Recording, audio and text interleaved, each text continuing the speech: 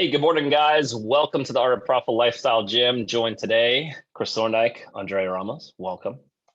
Thank you. I almost said welcome back to you.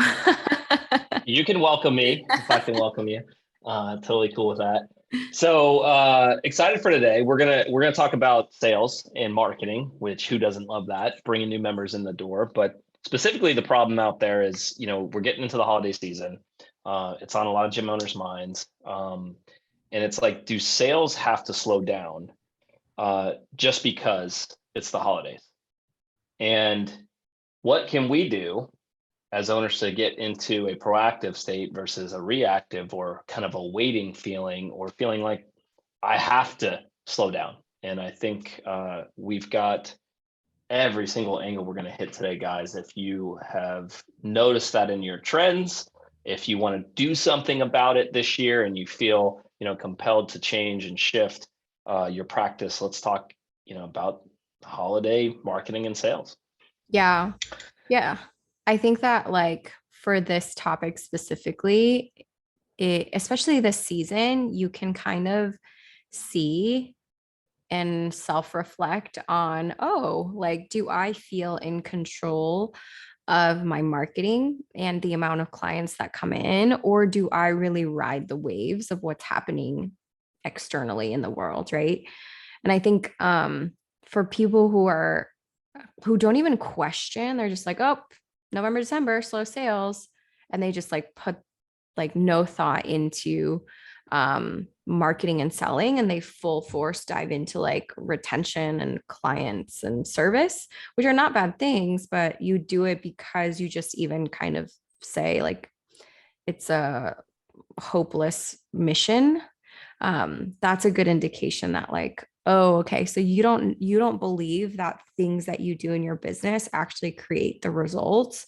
You think the season or what's going on in the world is indicative or will create the results for you no matter what you do, which is just a good thing to like be aware of, is like, who are you giving the power of control to, like yourself, your skill sets and what you're doing, or the external forces at play.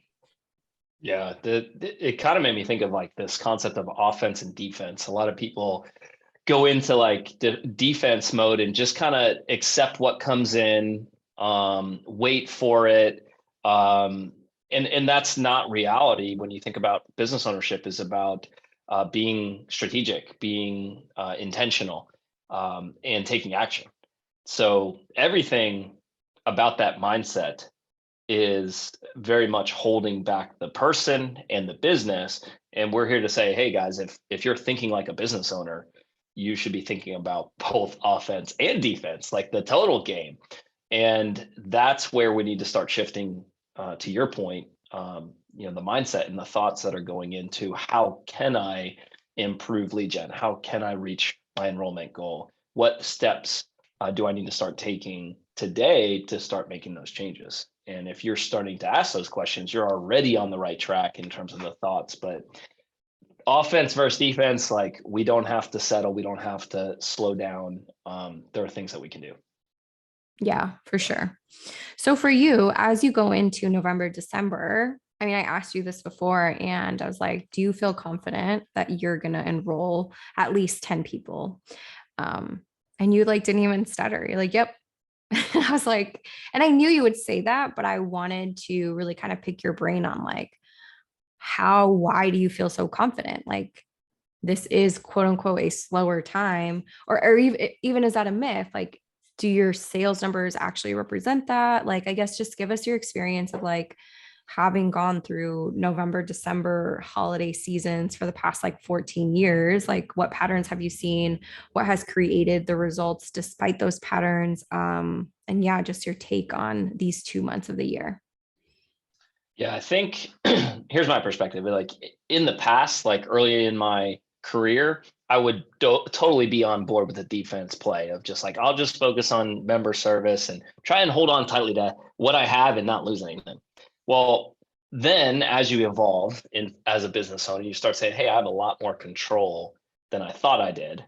So when I started to learn that or feel that, it was being okay with, um, practicing or enrolling in this mindset of marketing. Like this year, I'm going to promote that I exist out there, and I'm going to let people know that I have an offer. So when I started doing that, things started changing for me, like at the early stages.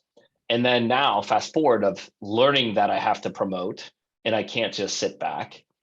It gave me the confidence to be like, the more I let people know that I exist and I'm an option, it's funny. More people reach out to me. It's like this, like, why did I think that I wasn't in control of that to begin with? It's like the more people see my brand, the more that I talk about I have a solution and offer for them, the more people submit information and want to get some kind of inkling of what we do and how it works and if it's right for them. Like, I don't know why that blew my mind, but it was maybe like the thought that many other gym owners had is like, I don't have control. So the first thing is just putting yourself out there.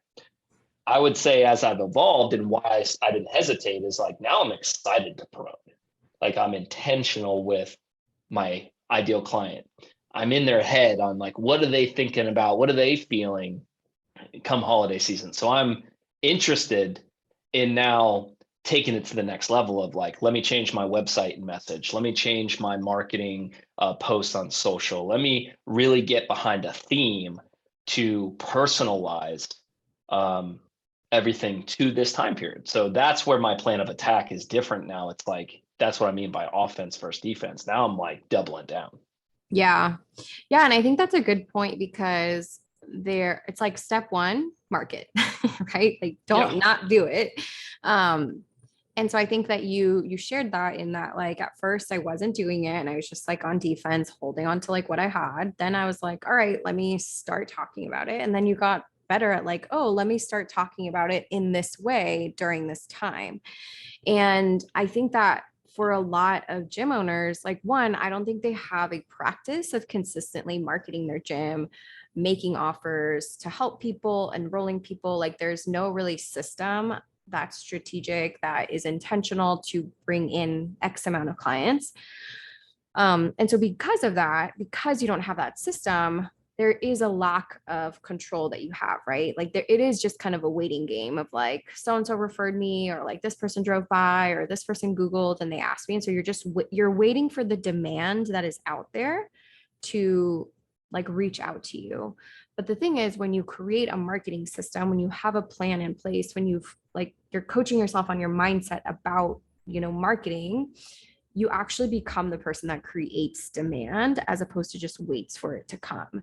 And I think that that's really important to have all year round, but it's very, very important to have when there are season changes, when there are market trends, because it's going to require you to approach it differently, right? Maybe people are spending a lot and maybe it does cross their mind to not spend on this, but to spend on that. But you as a marketer have to still kind of go to bat, set the right, like still be for full force in your messaging and why this is the most important thing for them to buy and spend money on, right?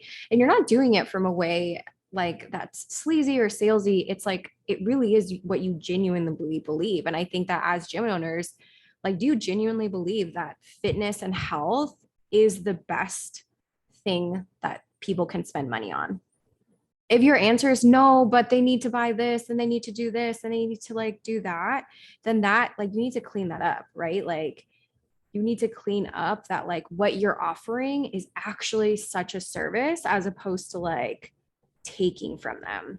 Because I think that can get you in a lot more trouble, because then you're not going to feel in alignment marketing your message and putting it out there, because you're like, no, I don't want to take money from you. And it's like, no, you're not taking anyone's money. You're giving somebody the opportunity to invest in a service that they want to have to improve or solve a problem in their life. And that's not a bad thing. It's you giving, it's you being of service. Yeah, I love how you phrase that, because very much about the transition from like, I'm just a coach to I'm a business owner and part of my responsibility is also to promote.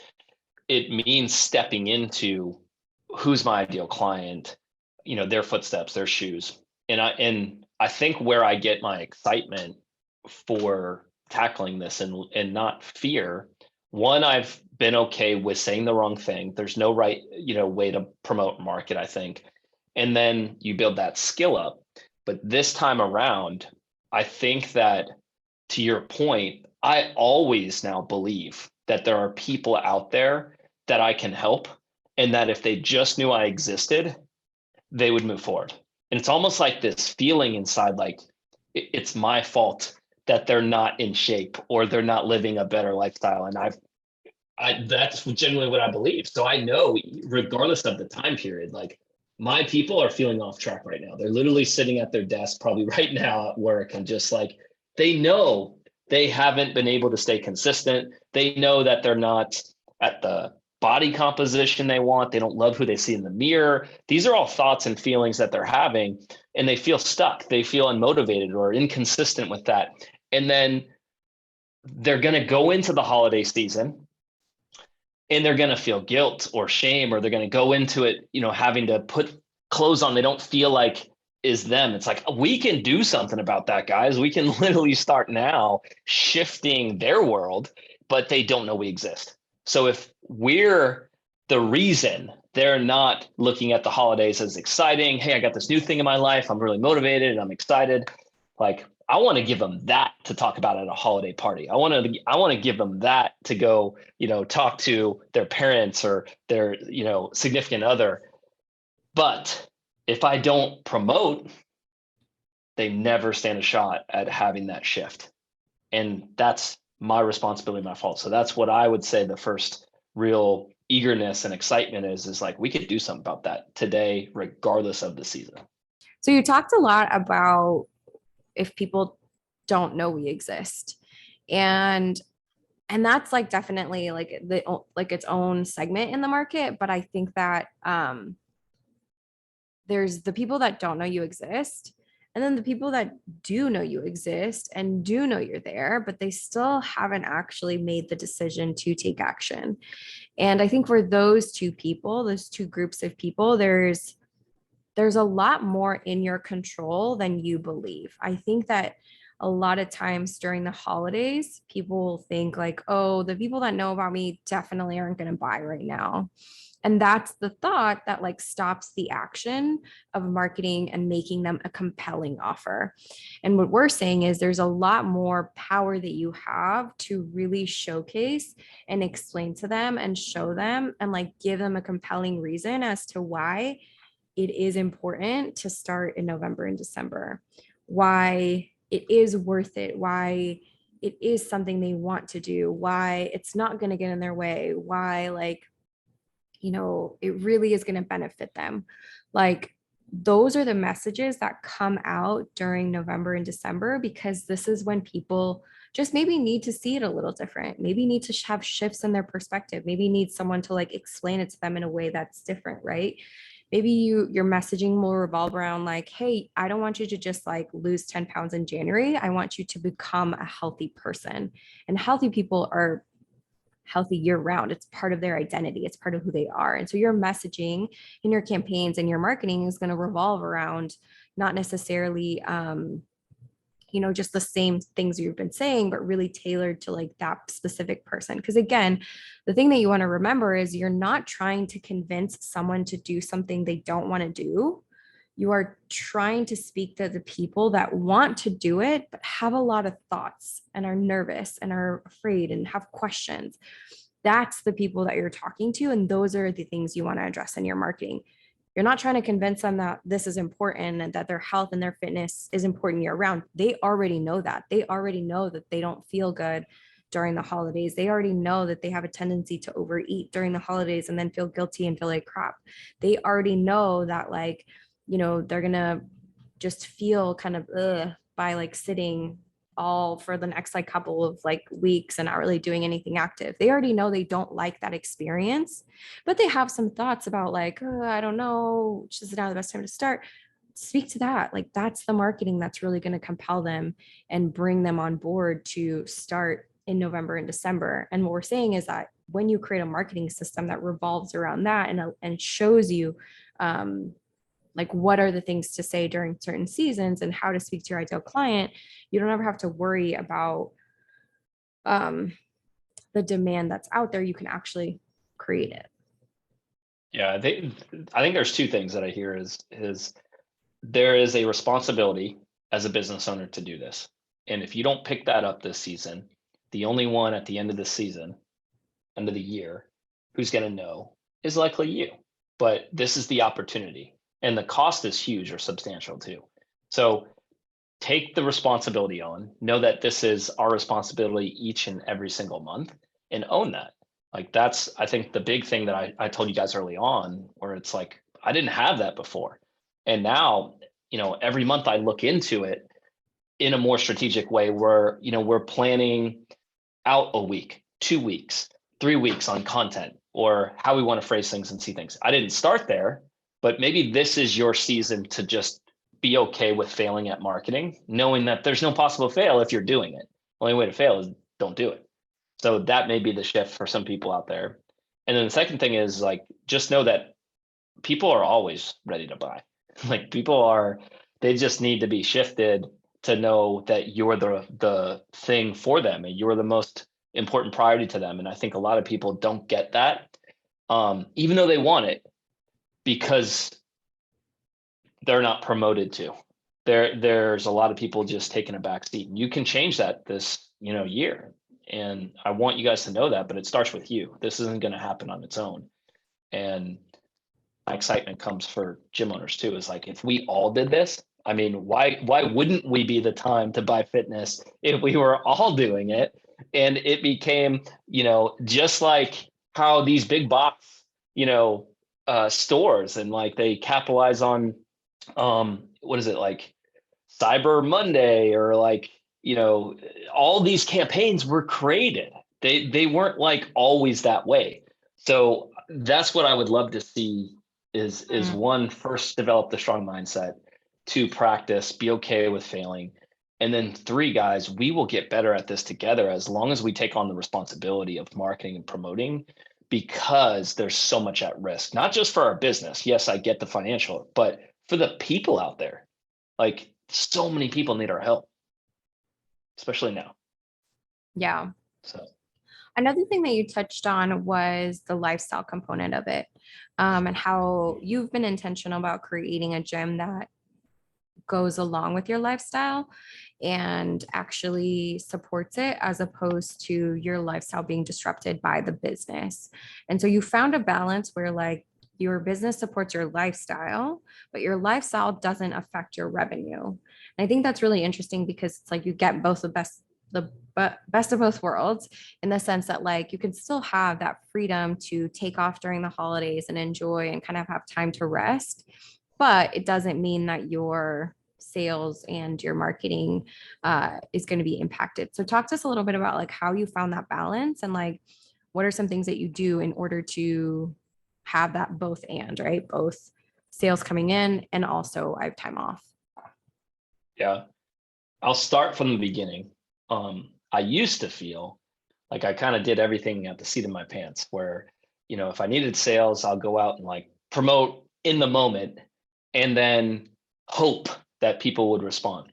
Now I've been more strategic about like, okay, everything that I'm doing today is to ensure 30 days from now that I've got flow. And the more you build that pipeline, what's happening is actually creating more confidence, creating more stability, creating more financial success, because everything now is intentional. There's actually a plan behind it versus just kind of, slapping up a post or, having one offer and then changing the next day because I was afraid or it didn't create the end outcome instantly I wanted, right? So that's the thought process, is saying the more strategic we can get, I can now put myself in positions where I don't have to worry about shutting down for a week. I don't have to worry if members going to leave me because I go to a limited schedule or start cutting classes because I want to spend time with my family, because my coaches deserve to fly out and home to their families.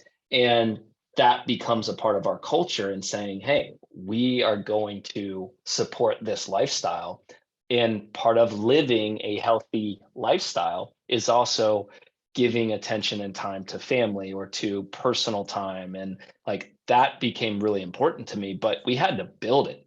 but it was built with the intention of saying, hey, we need a pipeline of people. We need to focus on marketing as a regular part of the business if we want some of these, what I'd call luxuries, or things that bring us confidence, security, in a sense of consistency. And you don't get there without being strategic or planning. So in order for us to, yes, take a week off or to go to limited classes without the fear or anxiety that we had about sales numbers or people leaving, yeah, it was built with the end in mind. Yeah. And I think that's a good sort of like aside note. For anyone listening who has coaches that, you know, cover different shifts, it's really important to have that conversation and start it early, to really incorporate and understand people's schedule. I remember last year, one of our clients was like, it's December and everybody just told me they're leaving for 15 days. And it's like, oh, okay. They probably knew their holiday plans like mid-November, early November. So start the conversation early as opposed to kind of getting to like December 10th and all of your coaches are like, oh, by the way, we're closed, right? And some of them might just not know, right? Like this person had students and they just like didn't really get that, like we're still a business and we operate even if you're not in school. And so I think it's important to like take a time to reflect on what do you want your schedule to look like as a business owner, and then what do you want your coaches to experience, and then how do you communicate expectations and talk about it before, you know, the time comes. So that's just kind of like a random aside that I thought of when we were talking about this, and I remember that email or that Slack message being like, I don't know what to do. Yeah, and it seems so simple, but at the same time, like as a manager and business owner, it's like that's just one more thing I got to think through. And I totally get how it can just all of a sudden it's 2 weeks out and you're like, I haven't addressed this. And then everybody's got plane tickets or people have made plans and you're like feeling stuck. Yeah. So that would be very unintentional about, well, what about me and my family and my mental health and feeling off? So now is the time. If you're not, let this be the reminder for you then, if you're listening to this and you haven't done that, do Yeah. that. It's important. And then you get resentful of your business, right? Because now it's like, okay, I've gone through maybe a year and I'm not where I wanted to be, and now I'm having to work and sacrifice time with my family because my gym, and it just becomes like this like just negative perspective outlook on your business, when really like your business, your gym should be this like almost like oh gosh, what's it called, like not passion project, but like you have so much love and so much like um just passion towards it, and it's something that brings good to your life, not bad.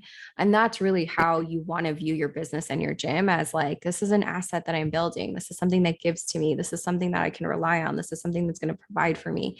But if constantly you're like, this is taking from me, I have to work a lot, these members are like not even paying me a lot, like just kind of be aware where you're at like energy wise, because it does impact your results, it does impact like what you're able to create, right? If you have something that you're really dreading and don't love, like it's going to be hard for you to even like dive into the work necessary in order to make this like this great, beautiful thing that you want it to be.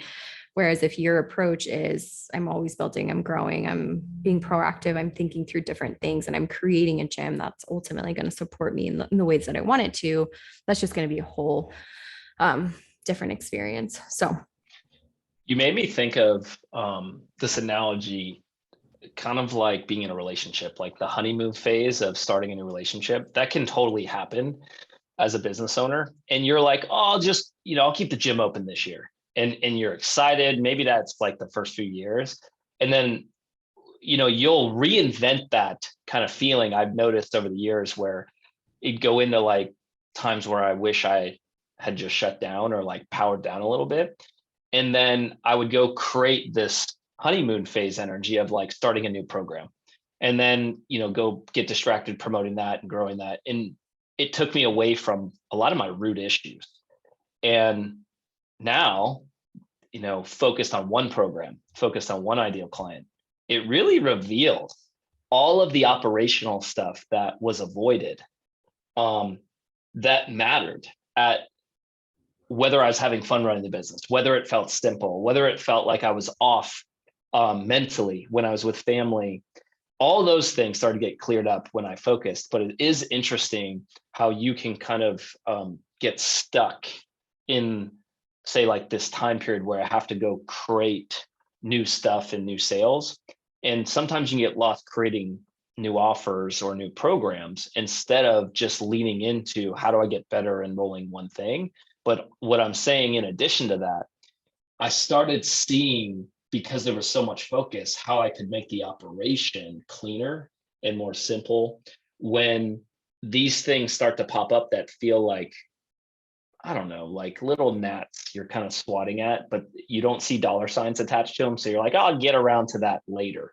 And you never get around to it, but you don't realize how impactful that is on your personal life or your lifestyle inside the ownership seat. And that's often the areas that I think are preventing the bandwidth or the mental motivation to go tackle something like becoming a marketer, going deeper into the messaging. So it matters, but if you avoid that or you distract yourself from that, there's a lot at stake. So be okay with getting past the honeymoon phase of like sell, or just starting new things in your business.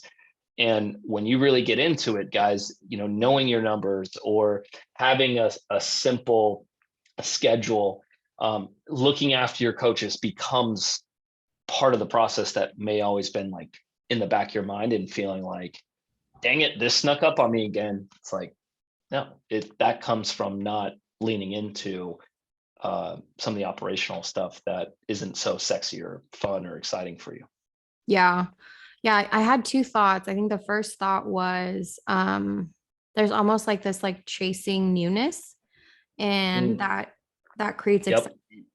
And I can see why. And I like even like how your human brain works, like it's so understandable why someone would rather just like sell this one thing to someone and make like $3,000 right now. Like even just saying that is like, oh my gosh, like that, how cool, right? and although that is something that you can do and possible, I think something that you want to consider as a business owner is this a long-term solution or a right now solution? And I think your growth as a business owner is to let go of like right now solutions and like have the discipline to like let go of just those and focus on the long-term solutions. And I think that one of the things that comes up is, but the right now solutions are fun. They're exciting, right? If I create this thing, if I build this thing, if I sell this thing, that's super fun. Improving and optimizing my delivery for a group program and making sure that my systems and my automations are running maybe is not fun for you anymore. Maybe it's just like, this is boring. And that's okay, right? Like, I think it's a human thing for our work to not always feel like, we're just invigorated and passionate. Sometimes work is work, whether it's your business or you're working for someone, like sometimes you just want to do it, and that's okay.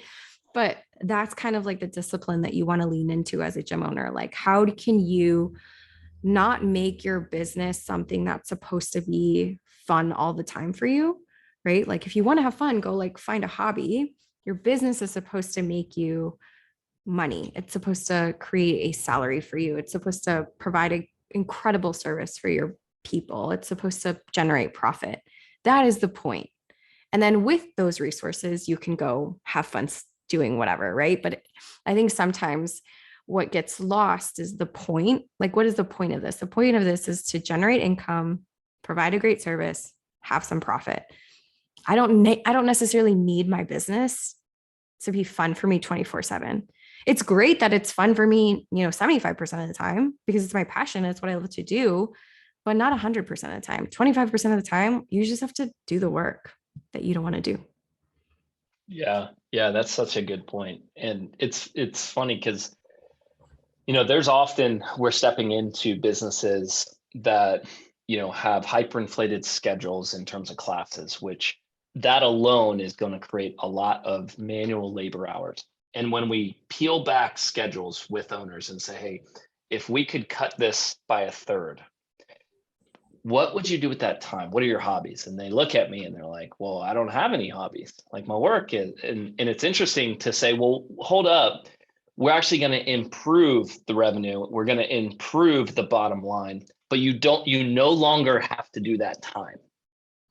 And it is like this moment, I think, that I want for so many more owners out there, where sometimes you're just overworking and you don't know why, and you don't realize that you don't need to do that just because you got used to just it's supposed to be hard too, right? It's like it's one thing to put in the work and maybe it's not so glamorous, right? And it doesn't maybe have that passion, but also it's okay for it to be easier and still get the same outcome or a better outcome too. And that's a real thing. So I want more people to know that, like, when you get to having systems, when you get to streamlined processes, those are also part of making your life more enjoyable or opening up time to go add more of that joy as well. So that is a key part, I think, of my transition of saying, how much can I cut? How much can I strip away before this thing operates at the same level of predictability or better, but with a fraction of the hours, a fraction of the effort? And that's how nowadays I look at it as, a 15-year gym owner. Every quarter, every year I go into the business, I'm like, what could I pull out? What could I just get an hour here, a little less work here? And I think that's the competitiveness of being a business owner. Like, I want to improve, I want to optimize. And Yeah. I just want owners to know that it doesn't need to be so hard. Yeah. And I think you've transitioned from like a growth phase in your business to like a scaling phase in your business. Right. And that is the skill that we teach our clients, right? Like most of them know how to grow. Like they've been hearing it for years. Like get more leads, enroll more people, sell more packages, do more things, offer nutrition, do this, don't do that. Like it is so focused on growth, but very few people are teaching you how to actually scale, how to create a program that you can deliver incredible results in a group container, group capacity, with like lowering and reducing your resources that you're putting in, meaning like, can I do this with less hours? Can I do this with less employees while still holding the service at the level that you wanted to and growing your profit? Right. Like, I think that's kind of the definition of scaling. And the thing that's really going to take the gym industry to the next level is like, why don't we just shift from like grow to like scaling? And the way that we teach scaling is like, hey, sell one program really, really well at a profitable rate. If you can do that, your whole entire business changes and you stop like exerting so much time, energy, and effort, creating all these programs, offering all these things, and you just get really good at selling this one thing over and over and over and over again. Well, there's no better time to do it now for the holidays. Yeah, so, we kind of went on a, I feel like I'm gonna label this like, do sales have to slow down and other gym musings, because we kind of went on a little bit of tangents here. But yeah, I think that kind of circling us back to holiday sales, you are more in control of the people that can enroll during this November and December months, right? Like there is more that you can do to generate interest, to generate demand. And that's exactly what we teach our clients. Like, hey, what is the marketing system that you need to implement to like even start the process? And then specifically for these months, what is the messaging that you have to put out there in order for people, like to attract people and compel people to take action this month rather than wait until January. So if you're interested in learning how to create demand and how to really just get familiar with having more control over your sales and marketing, the first thing is register for our training. It's going to be next week. Well, technically, if you're listening to this in real time, it'll be tomorrow, Wednesday, November 9th. So go ahead and register. Go to the description in this in this podcast episode, or head to our website, www.factoryforge.com, and register there, where we're going to talk all about this, like literally how to enroll your first 10 members into a $225 a month group membership before the end of the year. So if you're interested in like, okay, but what does this actually tangibly look like? What do I have to do? What are like the ins and outs? How do I build a program that people are going to invest in that level? Do people even want that? Like if you have all of these questions, this is the training for you, because we're going to talk about all of those things and really kind of get you to a place where you at least know what to do, leaving that training and then have November and December to implement, so that come January, when there's already demand naturally happening, you're not just gonna like, get some of that. You're gonna really optimize and scoop a lot of that up and start the year now knowing how to sell a $225 a month group membership and scaling your business. What a great way to start 2023. So Couldn't have said it better. So if you're interested, click the link in the description or head to our website and register there, and we'll see you next week or tomorrow. Thanks, guys. November 9th. See you then.